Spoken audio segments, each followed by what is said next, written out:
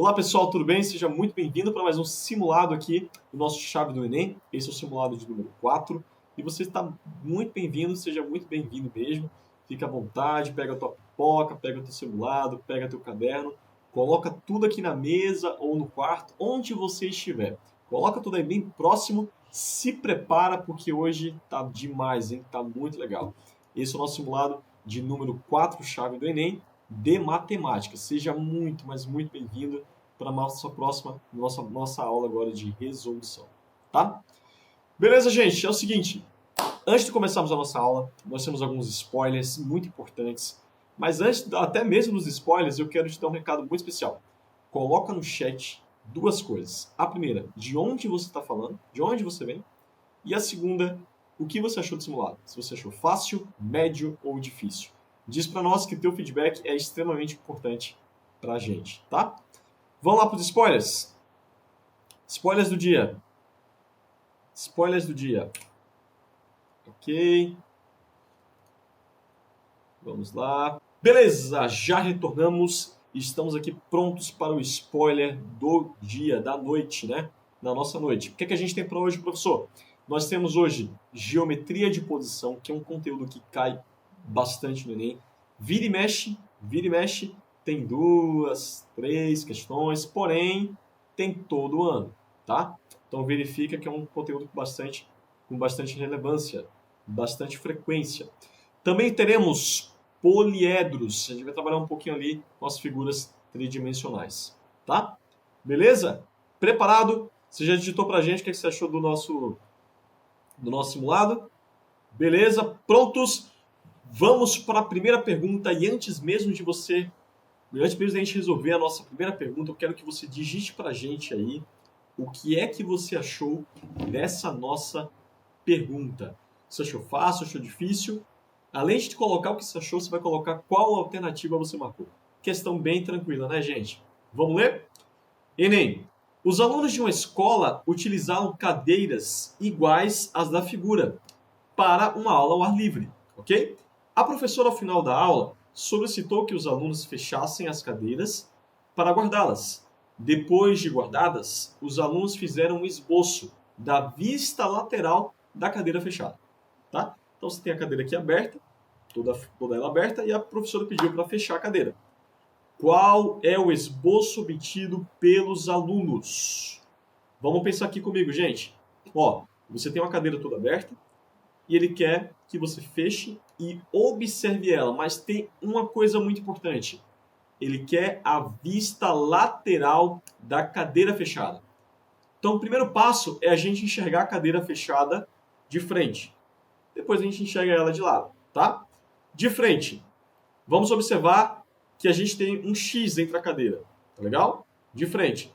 Quando a gente faz isso aqui, elas ficam nessa visão. Lateralmente, fica assim. Então, observe que não pode ser nem a letra B e nem pode ser a letra D, e muito menos a C. Por quê, professor? Porque elas estão dando lateralmente um X, só que lateralmente ela fica mais ou menos assim, ó. Fica uma coisa assim, tá? Beleza? Então ela está aqui, quando ela se cruza assim, a gente olha a lateral dessa forma aqui, tá bom? Então só pode ser a letra A ou a letra B, ou a letra C, perdão. Então de cara a gente já elimina aí 3 alternativas. Caiu uma questão dessa, é para gabaritar, hein, gente? Uma dessa é bem simples.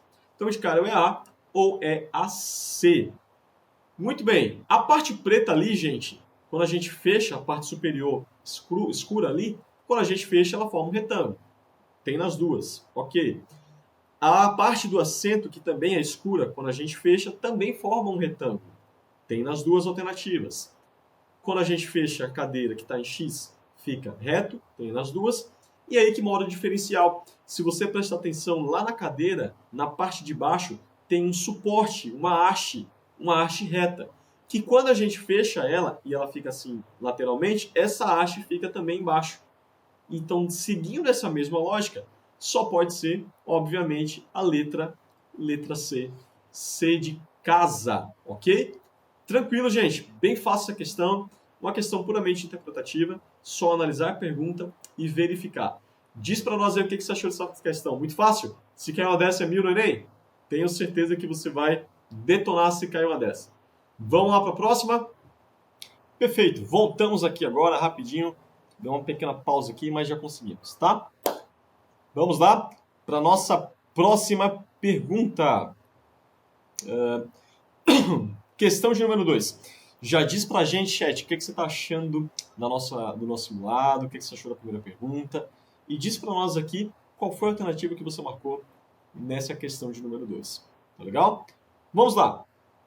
Gangorra é um brinquedo que consiste de uma tábua longa e estreita equilibrada e fixada no seu ponto central, chamado de pivô.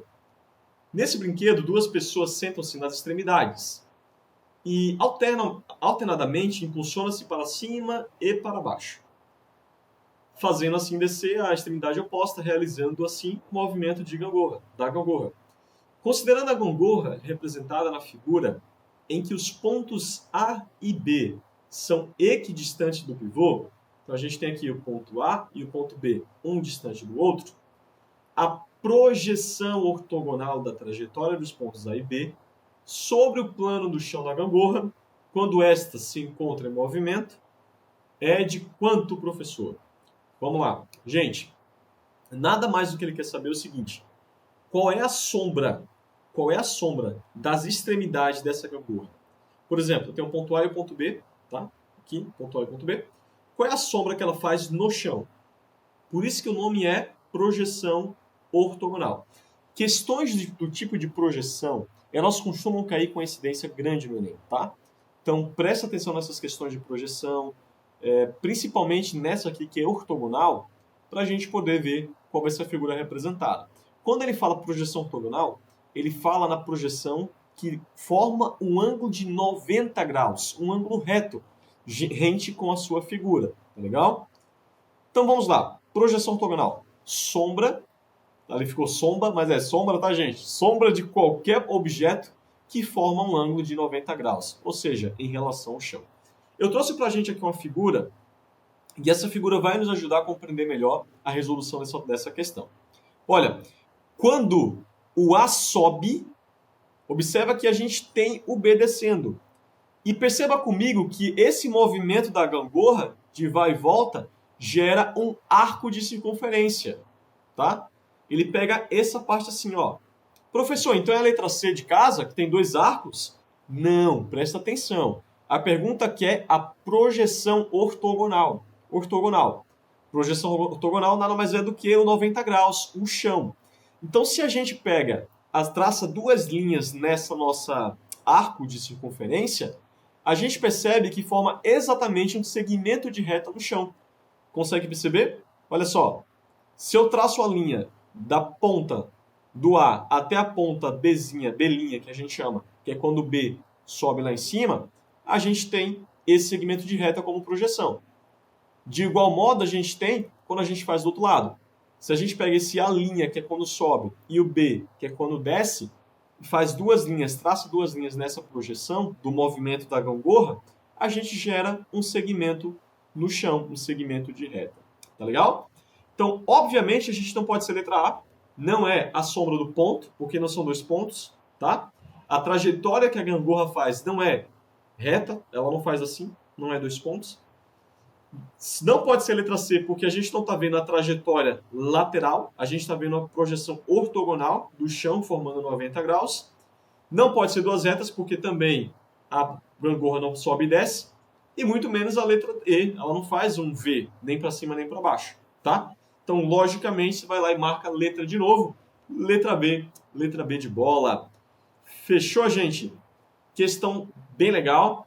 É uma questão interpretativa, a gente precisava lembrar primeiro do que é uma projeção, sobretudo projeção ortogonal, que é quando forma 90 graus, e aí traçar as linhas corretamente para a trajetória da gangorra. Tá legal? Fechou? Diz para nós aí se você acertou, se você errou essa alternativa, essa questão. Diz se você marcou a alternativa certa, se você marcou a alternativa errada. Fala para nós, manda teu feedback aí. Já prepara que vem a terceira pergunta. Essa terceira questão é bacana, essa terceira questão é legal e eu preciso muito que você preste atenção nela, tá? Mas antes de a gente começar a leitura, pega a tua água aí. Chegou o momento especial que a gente bebe, que a gente se hidrata. Quem sabe essa caneca aqui não vai para você viram a caneca especial do Chave do Enem, sobe a hashtag aí. Chave do Enem, me dá uma caneta, me dá uma caneca. Por que não uma caneta também, né?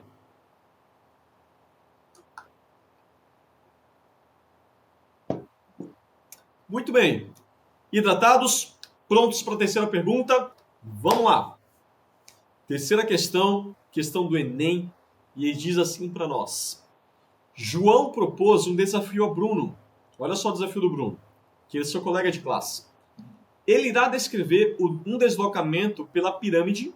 Então ele vai deslocar a pirâmide, vai fazer a trajetória do deslocamento. E Bruno deveria desenhar a projeção desse deslocamento no plano da base da pirâmide, ok? Beleza? Então você tem aí a pirâmide, ele vai fazer o deslocamento na pirâmide e o amigo dele, Bruno, vai fazer a projeção desse deslocamento. O deslocamento descrito por João foi, olha só, mova-se pela pirâmide sempre em linha reta, do ponto A ao ponto E. Então preste atenção. Se você olhar de cima, pega a pirâmide e olha de cima para baixo. O que é que você vai ter lá?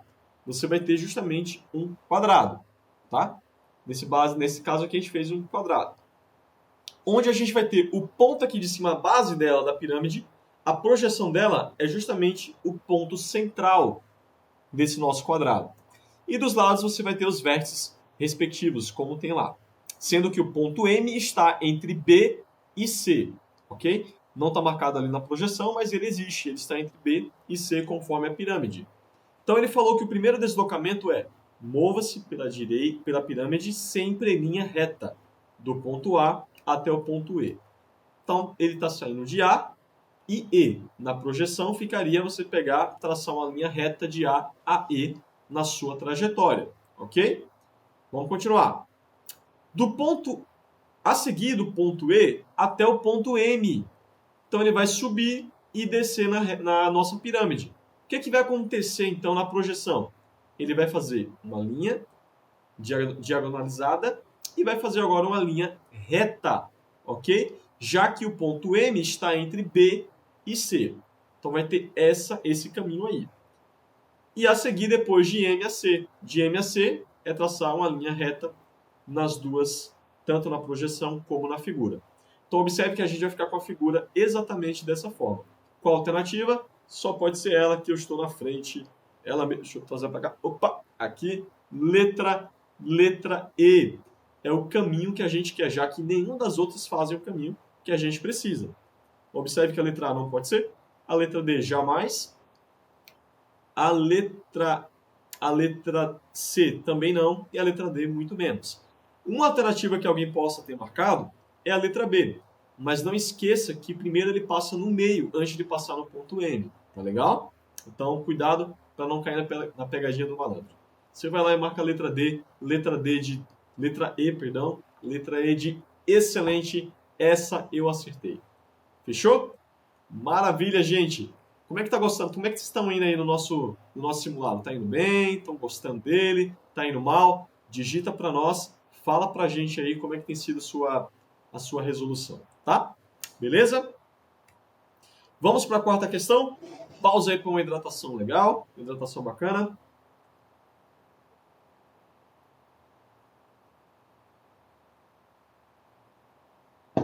Muito bem. Vamos lá ler a nossa pergunta de número 4. Concentra-se nela, foca nela. Diz pra gente qual foi a alternativa que você marcou. Diz aí, professor, marquei letra C. Professor, marquei letra D, marquei letra E. Vai colocando aí no chat que eu quero ver a movimentação. A gente lê tudo, gente. Vocês acham que não, mas sim, hein? A gente lê cada detalhe. A gente lê o comentário, a gente lê se tá indo tudo bem, se tá acertando, se tá errando. Tudo a gente começa a ler para verificar, para não ter erros, ok? Fechou? A nossa ideia aqui é que vocês acertem o maior número possível de questões no simulado, mas sobretudo lá no Enem. Esse é um projeto muito especial que é o Chave do Enem e é um projeto muito especial para você, para que você possa mandar muito bem nas questões do Enem. Fechou? Vamos na pergunta? Pergunta na tela já para você. Vamos para a leitura. Ok. E a nossa pergunta diz assim, ó. Vamos lá. A ONU faz referência a uma projeção cartográfica em seu logotipo. A figura que ilustra o modelo dessa projeção é duas coisas. Se você manja de geografia, já vai mandar bem nessa questão aqui. Se você não manja de geografia, vai também mandar bem, porque é muito simples. Observe que aqui você tem lá no logo da ONU o mundo, o globo, né, o globo terrestre, só que visto da onde? Visto de cima. Gente, visto de cima. Só essa palavra já mata todas as alternativas depois. A única que alguém possa ter marcado foi a letra D, porque também está vendo de cima. Só que na letra D você está olhando diagonalizado, não é bem de cima, tá? De cima só tem uma alternativa. Essa projeção que a gente chama de... Essa projeção que ele chamou de cartográfica também é chamada de projeção plana ou projeção azimutal, que é quando você enxerga de cima para baixo, tá? Você olha assim de cima e verifica qual é a sua figura. Obviamente que só pode ser letra A, porque é como se você estivesse olhando exatamente o globo nessa posição aqui, ó. Você está olhando assim, tá? Então, letra A, facilmente você vai lá e marca. Essas questões de projeções, elas costumam cair, tá, gente? Costuma cair com uma frequência até legal. Sempre cai 3, 4 questões desse tipo. E assim, a incidência está aumentando um pouco. É bom você ficar focado nessa nossa resolução, ficar focado nas estratégias para resolver questões desse tipo, tá? Para que você não possa perder de vista o foco, que é a resolução da questão. Beleza? Vamos lá. Vamos para a próxima pergunta. Pergunta de número 5. Tá indo bem tranquilo, são questões bem de boas, bem fáceis, questões que trabalham bastante essa parte aí de projeções. Mas agora a gente vai trabalhar também com a parte de poliedros. Então a gente já trabalhou bem a parte de projeções, pegamos 4 perguntas, 4 questões que trabalharam bem tranquilo. Uma foi um pouquinho mais complexa, mas era só saber a trajetória. Mas foi legal, não foi difícil não, dá para sair de boa, tá legal? E agora a gente vai para a questão de número 5, que já começa a trabalhar com uma parte mais de poliedros, tá legal? Antes da gente começar a ler a pergunta, eu quero que você levante da cadeira agora, erga aí da cadeira, erga do sofá onde você esteja, erga da sua cama aí, onde você esteja e presta atenção no recado que eu vou te dar. Foca aqui agora em mim, ó. Presta atenção. Você agora vai se alongar. Alonga aí. Isso. Se alonga. Alonga um pouco. Alonga aqui no seu braço. Alonga no seu outro braço. Foca agora aqui comigo, ó. Foca aqui em mim, beleza? Focou? Foca em mim. E a gente agora vai conseguir resolver essa alternativa. Essa questão. Vamos lá. Questão de número 5. A gente tem... Para o modelo de um troféu, foi escolhido um poliedro P. Um poliedro qualquer. A partir de cortes dos vértices de um cubo. Ok? Então ele tem um cubo. Ele vai fazer cortes em cada vértice do cubo. E vai formar um novo poliedro P, que ele chamou de poliedro P. Legal? Maravilha. Vamos lá. Continuando. Com um corte plano em cada um dos cantos do cubo, retira-se o canto. Ok? É o que está acontecendo aqui. Então, retira-se um canto, que é um tetraedro de arestas menores do que a metade da aresta do cubo. Cada face do poliedro P, então, é pintada usando uma cor distinta das demais faces. Com base nessas informações, qual é a quantidade de cores que serão utilizadas na pintura das faces do troféu? Bom, vamos entender primeiro o problema. A gente tem aqui um cubo, tá? Um cubo é composto de 8 faces. É composto de 6 faces, perdão, e 8 vértices. E o que aconteceu? Ele pegou cada vértice desse cubo e cortou. Cada um desses. Vamos pegar só esse vértice D aqui. O que acontece, professor? Quando a gente corta pelo menos um vértice dele, o que acontece? Acontece que a figura vai ser exatamente isso aqui. A quina do seu cubo, ela vai receber esse formato meio que triangular, tá? E ele falou que cortou todos os vértices. Então, cada vértice desse cubo vai receber essa nossa face triangular. Então, a gente vai ter aqui, vai ter neste, em cada um dos vértices. Beleza, prof. Quantas faces a gente vai ter agora? Porque ela quer saber agora quantas faces serão utilizadas na pintura desse troféu. Então, quantas que ele vai utilizar? Agora a gente vai ter as faces do cubo, normalmente, como já tem aí. E nós vamos ter também agora faces para cada triângulozinho determinado no vértice que a gente realizou. Para cada corte, a gente vai ter também agora uma nova face. Então, nós vamos ter as 6 faces do cubo, que já é de praxe, mais 8 faces, porque cada corte no vértice é uma face. Se o cubo tem 8 vértices, cada corte tem uma face, então a gente vai ter 8 faces. 6 mais 8 faces em cada corte do vértice vai nos dar exatamente 14 faces, querido jovem. 14 faces. E aí você marca bonitinho, letra B, letra C de casa, C de coração, C de carinho, C de ok. C de como é bom acertar. Maravilha, gente. Parabéns aí. Parabéns você que acertou. Você que errou, não fica triste, fica tranquilo. É apenas uma questão. E uma questão que você agora já sabe resolver. Então não vai cair mais nessa quando cair algo do tipo, tá? Vamos lá, pausa para nossa água para a gente beber, dar aquela hidratada legal, dar aquela respirada bacana, tá? Vamos lá.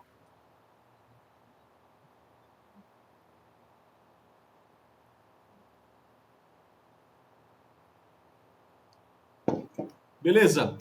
Hidratados, prontos para a questão de número 6. Vamos nessa? Aperta os cintos e vamos lá.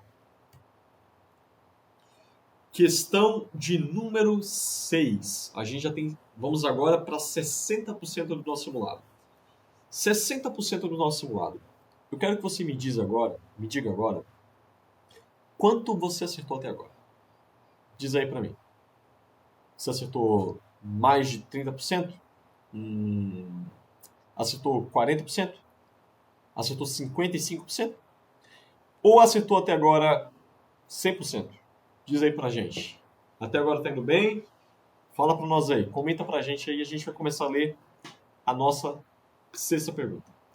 Diz assim: um lapidador recebeu de um joalheiro a encomenda para trabalhar em uma pedreira preciosa, cujo formato é de uma pirâmide, conforme ilustra a figura 1. Então a gente tem aqui a figura 1, tá? Essa figura 1, ela trabalha com justamente com essa joia que ele quer trabalhar. Para tanto, o lapidador fará 4 cortes de formatos iguais nos cantos da base, ok? Os cantos retirados correspondem a pequenas pirâmides dos vértices P, Q, R e S, ok? Ao longo dos segmentos tracejados, como ilustra a figura 2. Então, ele tem a figura 1, faz os cortes, dá a figura 2. Depois de ter efetuado os cortes, o lapidador obteve, a partir da pedra maior, uma joia poliédrica, cujos números de faces e arestas e vértices são respectivamente iguais a quê? Gente, vamos lá. É uma questão parecida com a que a gente fez anteriormente. Entretanto, nós vamos precisar saber agora não apenas as faces, como a gente estava olhando na outra questão. Agora a gente precisa saber também quantas arestas e quantos vértices nós teremos. Qual vai ser a estratégia usada? Ok, vamos lá. Então o que a gente faz aqui, né? Primeiro passo, professor. Primeiro passo, querido aluno, é a gente saber quantas faces e quantos vértices e arestas tem inicialmente na figura. Tá, a gente tem aqui que a gente tem 5 faces na primeira figura, nós temos 5 vértices e a gente tem 8 arestas. E a partir de agora, quantas a gente vai ter na próxima? Vamos seguir o mesmo raciocínio que a gente teve na questão anterior. Se a gente fez cortes, cada vértice agora terá uma face nova, tá? Então, quantos vértices eu tenho aqui? Eu tenho 5 vértices. Porém, o de baixo, aquele da pontinha, ele não foi cortado. Só foi cortado 4 vértices. Então, agora eu vou ter 5 faces, que é da figura 1, mais 4 faces, que é da nossa figura 2, a cortada, né, que a gente cortou os vértices. Então, a gente vai ter 5 mais 4, 9 faces. Foca agora aqui, gente. Foca aqui, ó. Atenção? Focou? Preste atenção que agora a gente vai conseguir encontrar agora os vértices e as arestas, tá? Então, a gente já tem 9. Só pode ser a letra A ou só pode ser a letra B. a gente tem duas possibilidades de respostas, já que ele fala para a gente que é respectivamente. Observe que no final é uma joia poliédrica cujos números de faces, arestas e inversos são respectivamente iguais a. Então, primeiro precisa ser faces. Só sobra a letra B e a letra A. Qual será a alternativa correta? Vamos lá. Já fui dando a resposta aí, né? Mas vamos seguir aqui. A nossa alternativa correta vai ter que ter a ver com a questão da aresta. Observe que, inicialmente, eu tenho... Pausa para água. Vamos lá. Simbora, agora vai. Agora vai. Eu tenho, inicialmente, 8 arestas, ok? Beleza, professor. Figura 1 tem 8 arestas. Ok. Só que agora eu cortei. Eu cortei. E eu tenho agora uma figura triangular em cada vértice. O triângulo tem quantas arestas? Exatamente, 3 arestas. Só que eu fiz 4 cortes. Então serão 4 cortes vezes a quantidade de arestas que tem na nova figura. 4 vezes 3, 12 arestas. Eu vou acrescentar 12 arestas a mais no valor das 8 que eu já tinha. Tá bem? Que eu já tenho, né? Então, 8 mais 12 nos dá 20 arestas. Beleza, meu povo? Então, a gente vai ter 9 faces, 20 arestas. Não pode ser a letra B, porque a letra B diz para nós que tem 24 arestas. Então, já cancela essa alternativa. Só sobra para a gente a alternativa de letra A. 9 faces, 20 arestas e 13 vértices. 13 estaria certo porque tem mais duas, né? Mas dava para fazer também ali usando aquela relação de Euler que a gente vai trabalhar mais à frente aí para resolver as próximas questões. Tá legal? Muito bem, vamos lá para a nossa próxima pergunta. Pergunta de número 7, já está caminhando já para o final. Foi um chave do Enem bem curtinho, foram perguntas mais rápidas, mais diretas, não envolvia muito cálculo e eram questões mais interpretativas, né? Mais de projeções ortogonais. Essas aqui envolviam mais uma questão de você lembrar a figura, lembrar do que é aresta, lembrar do que é vértice, tá, gente? Cuidado para não confundir. A aresta seria, a grosso modo, né? Seria os lados. Os nossos vértices seriam os nossos pontos de encontro e as faces seria cada lado da nossa figura, tá? Cada parte da figura, já que o poliedro é uma figura 3D de 3 dimensões. Legal? Beleza, meu povo? Eu quero agora que você respire um pouco, pega o teu material aí, junta todo mundo, chama a avó, chama o cachorro, chama a tia, chama todo mundo. Esse é o momento especial que você vai sentar com todo mundo. Já está chegando já próximo da reta final. Você vai sentar com todo mundo, vai dar aquela respirada bacana, aquela respirada legal, vai sentar com a galera, vai chamar no teu WhatsApp aquele amigo, ó, ô gente, você tá perdendo chave do Enem, não é possível, cara, tá perdendo chave do Enem, volta lá, cara, vamos assistir comigo. Ou aquele amigo, você sabe, aquele amigo que diz que tá assistindo, mas fica vendo outra coisa no computador, deixa a tela ligada no YouTube e fica mexendo, chama ele, dá uma corda viva pra ele aí. Acorda aí, meu filho. Vem cá que agora é hora do chave do Enem. É hora da gente resolver questões, tá? Chama ele, chama todo mundo e vamos para a 7ª pergunta. Gente, essa é uma questão bastante legal. É uma questão muito interessante. Ela é da UPF do Rio Grande do Sul. Abraço aí pro Rio Grande do Sul. Beijo pro Rio Grande do Sul. A gente está orando muito por vocês. Eu sei que vocês vão passar por essa. Vocês são um povo muito guerreiro, um povo muito valente. E eu tenho certeza que apenas um passo de cada vez e no final tudo vai dar certo, tá? Deus está à frente, Deus vai abençoar vocês em cada passo que vocês derem. Então essa questão vem lá da galera do Rio Grande do Sul e é uma questão que envolve poliedros, tá?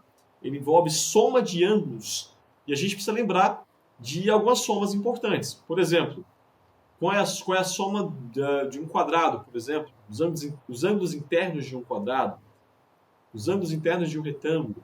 Qual é a soma desses caras? 360, por exemplo. Se a gente pega um retângulo, que ele é formado em suas pontas por 90 graus, e são 4 pontas, então ele tem dentro dele 360 graus. Fechou? Triângulo. Professor, um triângulo tem quantos graus de ângulo internos? O triângulo ele tem 180, como a gente bem sabe, aprende desde lá do ensino fundamental, a gente tem essas ideias. Tem outros aí, outros mais, que a gente pode determinar, e vai ser importante a gente lembrar. Então, você que não está lembrado da parte ali de soma de ângulos internos de figuras geométricas planas, dá uma revisada aí, volta para fazer essa questão, dá uma pausa aqui já que a gente está no YouTube, dá uma pausa nesse vídeo, volta de novo e tenta refazer, tá? Só que agora utilizando essa ideia. Você que já utilizou para resolver, parabéns, vamos ver se você acertou, tamo junto e vamos ver se você acertou de fato essa pergunta. Vamos ler comigo aí, gente. Questão do UPF do Rio Grande do Sul 2015. Diz assim para nós. Um poliedro representado na figura, e esse poliedro é formado por um octaedro. Octaedros tem 8 lados, truncado. Então, além de ser um octaedro, ele foi truncado, ele foi cortado, tá? As suas pontas foram cortadas. É construído a partir de um octaedro regular, cortando-se para tal, em cada vértice, uma pirâmide de base regular, pirâmide regular de base quadrangular. Então você tem lá o seu octaedro, ele corta cada vértice desse octaedro, formando aí uma base retangular, tá bem? A soma dos ângulos internos de todas, presta atenção aqui, gente, foca aqui, ó, foca. Todas, ok? Todas as faces do octaedro truncado é igual a... Deixa eu dar aqui um zoom aqui para nós. Rapidinho. Vamos lá. Beleza, retornando. Já conseguimos dar um zoom aqui para nós. E a gente vai começar. Vamos lá. A soma dos ângulos internos de todas as faces do octaedro truncado é de quanto, professor? Vamos pensar o seguinte, gente. Vamos lá. A gente vai somar os ângulos internos, ok? Só que esse poliedro é formado por duas figuras. Então a gente precisa saber qual é a soma dos ângulos internos dessas duas figuras que esse poliedro é formado. Tá? Figuras planas nesse caso. A gente tem que o octaedro é construído a partir de 6 quadrados. Fechou? 6 quadrados. Então você vai pegar 6 vezes a soma dos ângulos internos de um quadrado, mais 8 hexágonos, tá bem? Já que ele foi cortado dessa forma. 8 hexágonos. Então, 8 vezes a soma dos ângulos internos desse hexágono, vezes 6. Vezes a soma dos ângulos internos desse hexágono, que vai dar 8 vezes essa soma. O que a gente tem, pessoal? Fazendo um a um, nós vamos ter o seguinte. 6 vezes a soma dos ângulos internos de um quadrado, que é 360. Você vai pegar esse valor e vai somar com 8 vezes a soma dos ângulos internos de um hexágono, que é 720. Fechou? Só fazer a continha. Professor, mas aí, professor, é muita conta. 6 vezes 360, mais 8 vezes 720. É conta demais, professor. O que a gente faz para diminuir essas contas? Simples, gente. Você vai colocar o 360 em evidência, tá? Observe que o 360 aparece aqui próximo do 6 e ele aparece também ali no 720. Como assim, professor? Não estou vendo um 360 no 720. Lembre-se, querido jovem, que 720 é a mesma coisa que 360 vezes 2, ok? Então a gente pode quebrar e desmembrar esses caras para poder facilitar o nosso processo. Então você coloca o 320 em evidência, vezes 6 mais 8 vezes 2. Se você faz o chuveirinho aí, você retorna para a soma de cima, tá? Para a expressão numérica da parte de cima. E aí fica fácil, porque agora é só brincar, né? Quanto é 8 vezes 2? Você resolve primeiro os parênteses. 8 vezes 2, 16. 16 mais 6 nos dá 22. Então você vai ter 22 vezes 360. Tá legal? Você vai fazer agora essa soma geral, é 360 vezes 22. Só que eu não quero fazer essa conta não, professor. É grande demais, o que é que eu faço? Vamos lá para a dica fácil, ó. 22 é a mesma coisa que 2 vezes 11. Então você pode quebrar essa multiplicação. Como a gente tem um produto, a ordem não vai interferir. Por onde você começa não tem problema. Você vai fazer então esse 2 que você quebrou, fica 11 vezes 2. Esse 2 que você quebrou, você multiplica por 360. 360 vezes 2 vai dar 720. Só que ainda resta 11. Aí é só fazer na mão e finalizar a conta. 720 vezes 11 vai nos dar 7.920. E você marca bonitinho, bonitinho, letra C. C de coração, C de casa, C do que você quiser chamar. Tá legal? Letra C, bem legal. Resposta bem interessante para essa pergunta, né? Já que a gente tem um objeto não tão fácil assim, de resolver, um objeto não tão comum, mas é uma questão bem interessante, que ela envolve toda essa parte aí de cálculo, essa parte de resolver mais rápido, escolher um método de resolução, mas sobretudo você precisa lembrar da soma dos ângulos internos dessas figuras, de um quadrado e de um hexágono. Se você ainda não está habituado com isso, eu aconselho você começar a estudar essa parte de geometria, a dar uma revisada na soma dos ângulos internos, para poder fixar melhor toda essa parte aí de geometria. Tá legal? Beleza, gente? Vamos lá para a nossa próxima pergunta, pergunta de número 8. Pausa para água.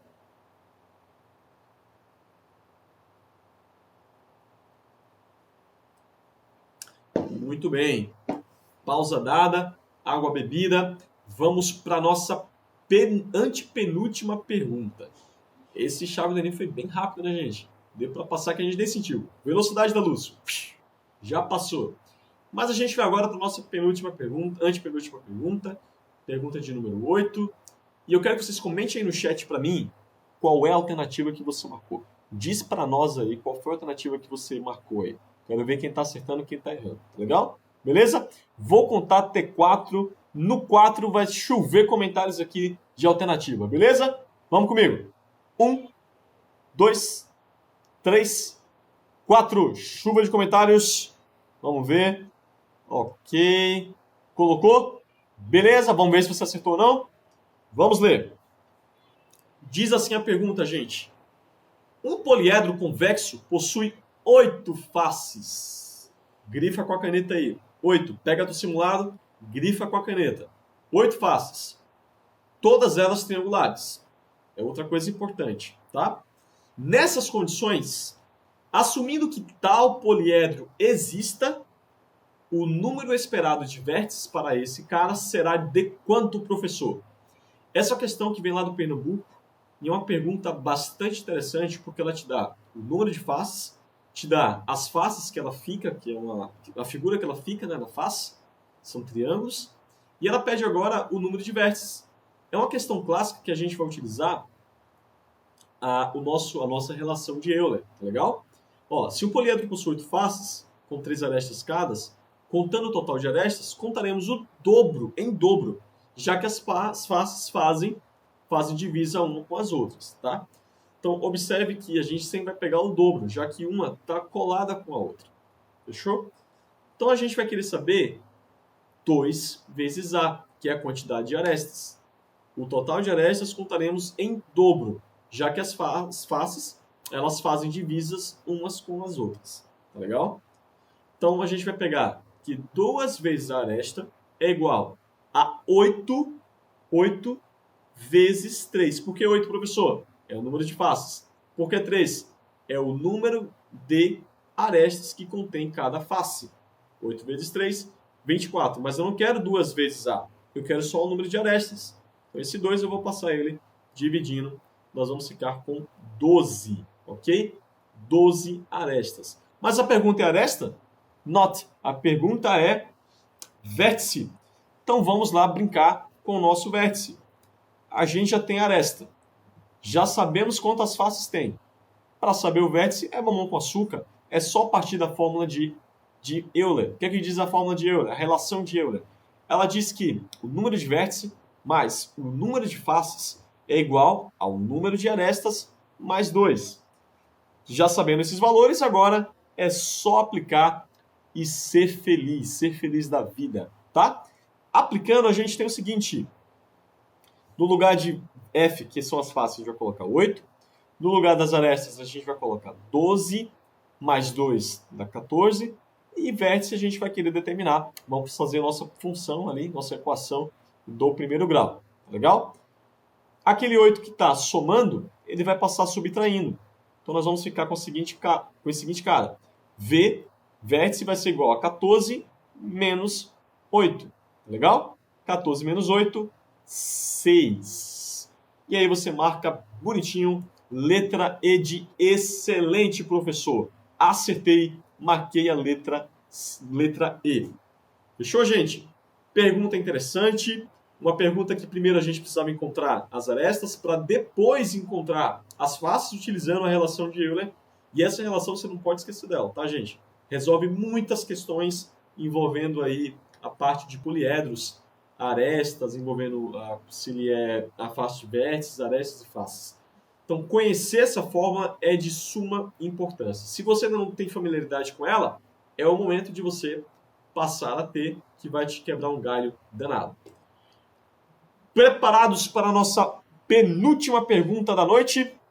Aperta o cinto, bebe uma água, respira e a gente vamos fazer essa questão a partir de agora, a quantidade de vértices. Lembrando que a gente vai utilizar aquela parte da fórmula de Euler para determinar, tá? Nossa relação. Então, partindo da nossa relação de Euler, a gente sabe que o número de vértices mais o número de faces é igual ao número de arestas somado com 2. Essa é a relação de Euler que a gente já bem conhece. Bom, o que é que nossa questão nos fornece? A nossa questão ela não nos fornece o número de arestas. Então, a gente precisa primeiro determinar quem é esse cara. Nós vamos fazer 20, que é a quantidade de hexágonos, e a gente vai multiplicar pela quantidade de arestas que tem o hexágono. O hexágono possui 6 arestas. Então, 20 vezes 6, mais 12, que é a quantidade de pentágonos, multiplicados pela quantidade de arestas que tem um pentágono. Nesse caso, 5. 20 vezes 6 mais 12 vezes 5 nos fornece 180. Agora, preste atenção e foca aqui comigo agora. Ó. Aqui a gente tem um hexágono e aqui a gente tem um pentágono. Presta atenção. Entre uma figura e outra, a gente tem uma aresta que divide, que faz parte das duas figuras. Então essa aresta, a gente vai precisar tirar ela. Só que quando a gente vai fazendo isso várias vezes, vai crescendo esse número. Então o que a gente faz, professor? Nós vamos pegar o total de arestas e nós vamos dividir por 2. Porque sempre vai ter uma aresta que divide duas figuras, que divide um hexágono e que divide um pentágono. Sempre vai ter uma aresta no meio que divide essas duas figuras. Tá legal? Como a gente mostrou aqui no exemplo. Então você vai pegar os 180, divide por 2, dá 90, e a gente acha o total de arestas que tem essa figura. E aí, professor? Agora é só brincar, filho. Você já sabe quem é a aresta, já sabe quem é a nossa face, que são 32. Para achar os vértices é só um tapinha. Então, vértices mais 32 é igual a 90 mais 2. 90 mais 2 dá 92. Esse 32 que está somando passa subtraindo e a gente fica com 90 menos 32, 60. É a quantidade de vértices que possui esse poliedro convexo. Tá legal? Se ele existir. A gente nem sabe se ele existe, mas se ele existir, ele possui 60. Assim como a questão lá do Ceará falou para nós. Beleza, gente? Preparados para a última pergunta da noite? Antes de a gente ir para a última pergunta, me diz aí se você saiu bem nessa questão, se você errou, se você acertou, se você achou ela fácil, difícil. Comenta conosco e diz pra gente aí o que você achou dessa pergunta. O que você achou dessa questão? Além disso, professor, deixa eu entrar um pouquinho. Fiquei muito calado nessa aula, né? É verdade, professor. Lembrando que semana que vem nós temos Ciências da Natureza simuladinho disponível para que eles possam, passar ali uma semaninha se divertindo com Química, Física e Biologia. O recado está dado. O professor Thiago já mandou o recado para vocês. Vamos fazer o simular, galera. Vamos estudar. Vamos se preparar. Final de semestre aí chegando. Final de semestre chegando, a gente precisa de aprovação tanto na escola como no Enem. Não deixa para estudar no final. Vamos para a última pergunta da noite. Para fechar com chave de ouro, uma pergunta bem interessante que vem lá do Maranhão, da Universidade Estadual do Maranhão. Uma pergunta bem legal que envolve aí o que a gente mais gosta de fazer, né, no Brasil, que é jogar bola, jogar futebol. Vamos ler? Antes da gente começar a leitura, marca para nós nos comentários, diz pra gente o que você marcou aí. Qual a alternativa que você marcou? Foi a A, B, a C, a D ou a E? Diz pra gente aí. Vou dar 4 segundos para você marcar. 1, 2, 3, 4. Chuva de comentários aí no chat, marcando a alternativa que você marcou. Dizendo qual foi a alternativa que você marcou. Vamos para a leitura? Vamos lá. A bola de futebol evoluiu ao longo do tempo e atualmente é um icosaedro truncado. Ou seja, você tem um icosaedro, ele truncou as partes maiores. Truncar é passar uma pirâmide lá, né? Cortar uma pirâmide. Formada assim agora por 32 peças, denominadas de gomos. Então, cada pecinha daquela dentro da bola, ela é chamada de gomos, ok? Pausa aqui para ajeitar nosso foco aqui rapidinho. Ok, ajustado, a gente vai agora continuar a nossa leitura. Nessa bola, 12 faces, denominadas de gomos, ok, como a gente deu, geometricamente de faces, que a gente chama ela. Nessa bola, nós temos 12 faces, que são de formatos pentagonais, ou de pentágonos regulares. E as outras são hexágonos, também regulares. Os lados dos pentágonos e dos hexágonos são iguais e são costurados. Ao unir-se os lados costurados das faces, formam-se arestas. O encontro das arestas forma os vértices. Quando cheio, o poliedro é similar a uma esfera. Ele não é uma esfera, ele é similar a uma esfera. Cuidado com isso, tá? O número de arestas e o número de vértices existentes nessa bola de futebol são respectivamente. Então, ó, quando a questão traz pra gente a palavra respectivamente, já sabe que tem que seguir uma ordem, ok? Qual é a ordem, professor? Primeira, o número de arestas. Depois, o número de vértices. É só isso, gente. Ele quer primeiro arestas, depois o vértice. Cuidado para não se confundir e colocar vértices primeiro. Da onde que a gente vai sair? Por onde a gente começa, professor? Vamos iniciar pela bela e boa relação de Euler, como a gente acabou de mostrar na questão anterior. Da relação de Euler, a gente vai ter o seguinte. A gente vai primeiro ter que achar a nossa aresta, porque a gente não tem o valor dela. Mas a gente conhece que temos 12 faces. 12 faces são pentagonais. Então, a minha aresta vai ser 12 vezes 5. Mais 20 faces hexagonais. Mais 20 vezes 6. Isso nos fornece 180. Mas aí recai no mesmo problema da questão anterior. Quando a gente tiver duas figuras, apenas uma aresta pertence às duas figuras, porque divide as duas figuras ao meio. Então, nós precisamos tirar essas arestas que são pertencentes às duas. Como é que a gente faz, professor? Pega a soma, 180, divide por 2. 180 por 2 também nos fornece 90 arestas. Já temos a quantidade de arestas. Já temos a quantidade de faces, que são 32. São 32 gomos na bola. E já sabemos a relação de Euler, agora é só aplicar e ser feliz. Nós vamos ter aqui a quantidade de vértices mais 32 é igual a 90 mais 2. 90 mais 2, 92. O 32 que está aqui somando vai passar subtraindo. E a gente vai ficar com 92 menos 32, 60. Qual a alternativa que a gente marca? Exatamente letra D. D de Deus é bom. Ok, gente? Por que letra D, professor? Letra D porque a gente vai ter 90 arestas e 60 vértices, respectivamente, seguindo essa ordem. Gente, ufa! Resolvemos, chegamos ao final.